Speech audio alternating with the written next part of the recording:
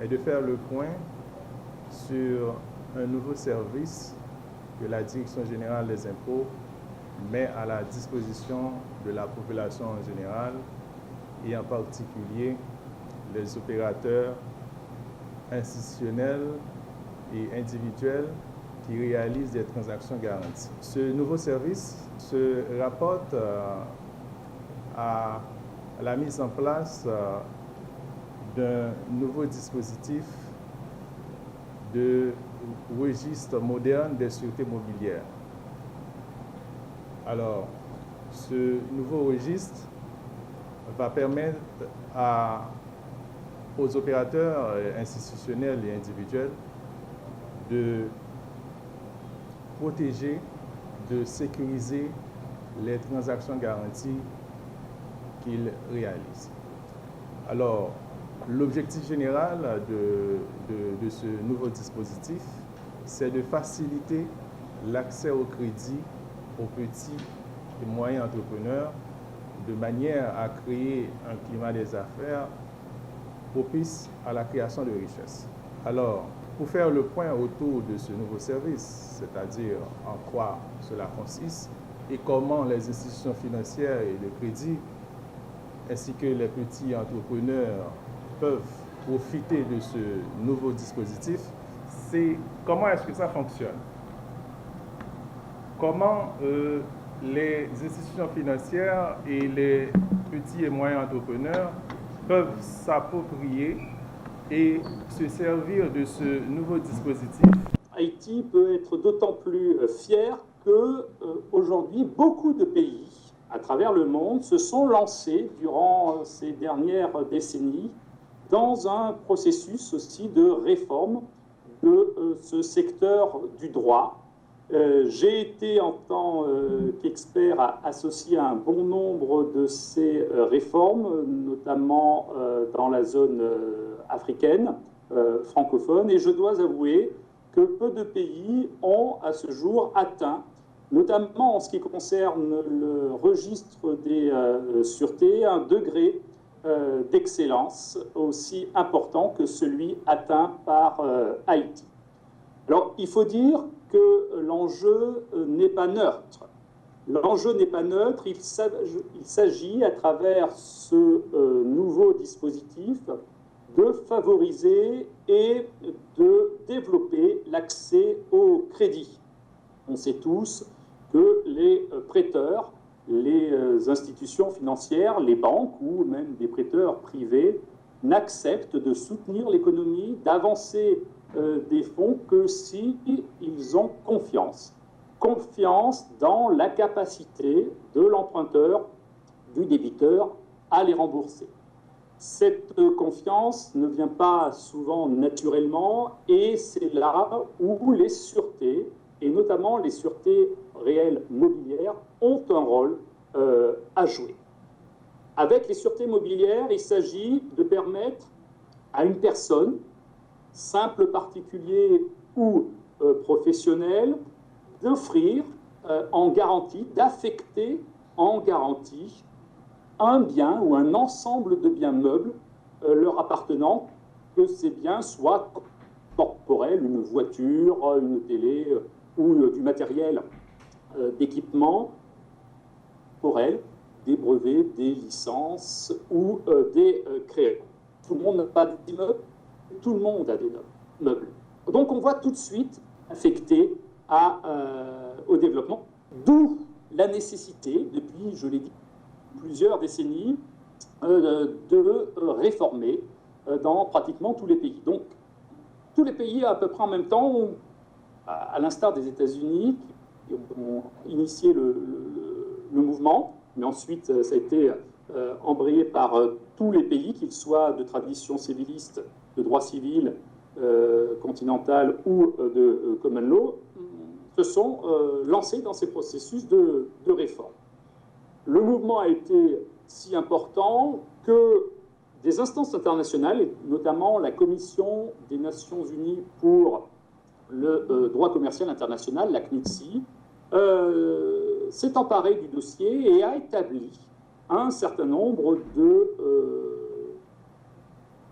guide un certain nombre de meilleures pratiques au niveau international destinées à guider les législateurs dans leur processus de réforme. La réforme haïtienne s'est inspirée de ces meilleures pratiques internationales, ce qui fait que le travail qui a été accompli, le résultat auquel nous sommes parvenus est parmi les meilleurs exemples que l'on peut donner aujourd'hui. Alors, un bon système de sûreté mobilière, un système efficace et moderne de sûreté mobilière repose sur deux piliers. C'est ce qu'il est essentiel de comprendre aujourd'hui. Le premier pilier, c'est le texte législatif, le régime juridique applicable aux sûretés mobilières. Alors là, en 2008, c'était une loi du 27 novembre 2008, déjà, Haïti avait commencé un processus de permission de son droit. Mais ce processus a été limité et, par le biais d'un échange, il a été possible d'agir sur ce terrain, ce qui a abouti au décret du 9 avril 2020. Décret du 9 avril 2020, publié au Moniteur du 14 mai 2020, il a été possible de promulguer un décret qui a modifié le Code civil. Sur la loi de 2009 sur le gage sans dépossession, la direction du registre des sûretés mobilières voit le jour au sein de la direction générale des impôts. Et c'est dans le but d'établir et de gérer le système d'inscription du registre des sûretés mobilières. Cette direction est opérationnelle à partir de 2011. La loi a été publiée en 2009 et on a vu le jour, vraiment, la direction est mise en place en 2011. On fournissait les services dans un système manuel avec du papier, qu'on transfère après sur l'Internet, etc., tout ça, via un fichier Excel. On travaillait dans le temps là-dessus. Avec l'aide de IFC, c'est une branche de la Banque mondiale, et en un mot IFC qu'on appelle communément SFI également. Le programme a débuté, disons, depuis 2016 pour avoir un registre vraiment de sûreté mobilière moderne que tout le monde peut y avoir accès. Le registre a été créé aux fins de conserver et rendre accessible le public sur les informations continues avec les biens, le gage sans dépossession, les biens donnés en crédit au niveau, à travers les institutions financières. Maintenant, puisqu'on est devenu moderne, à quoi sert vraiment le site web? Le site web va nous aider vraiment à rassembler et à aller vers plus de gens pour avoir un prêt. Parce que dans le temps, il suffit juste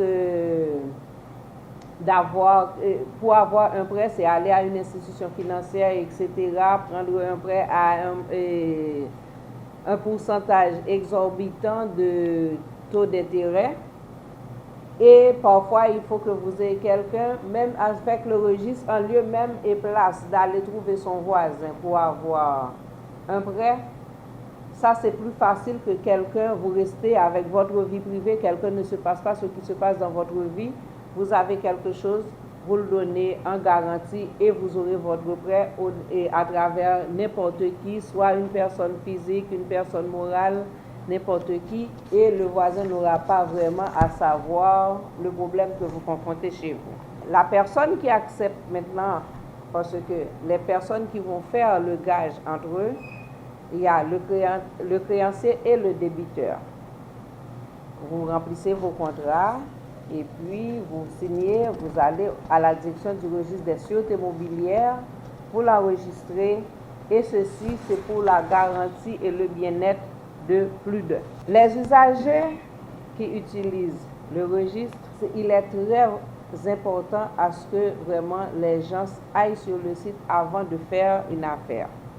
Parce que lorsque vous avez un bien, lorsque vous achetez un bien, lorsque vous louez un bien n'importe quoi, c'est bien d'utiliser le service du registre pour que vous ne soyez ni cocu, ni non plus bafoué.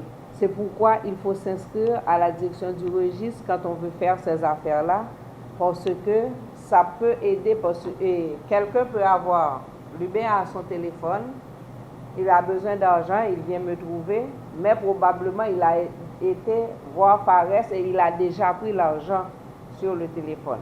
Quand on fait la publication sur le site du registre des sûretés mobilières, ça va aider à l'autre personne de voir si le bien a été gagé, oui ou non, pour quel montant. Oui, le bien peut être gagé 2 ou 3 fois, mais tout dépend de sa valeur. D'où la nécessité vraiment de s'inscrire à la direction du registre des sûretés mobilières. Comme le slogan dit, c'est pour ne pas acheter la dette des autres.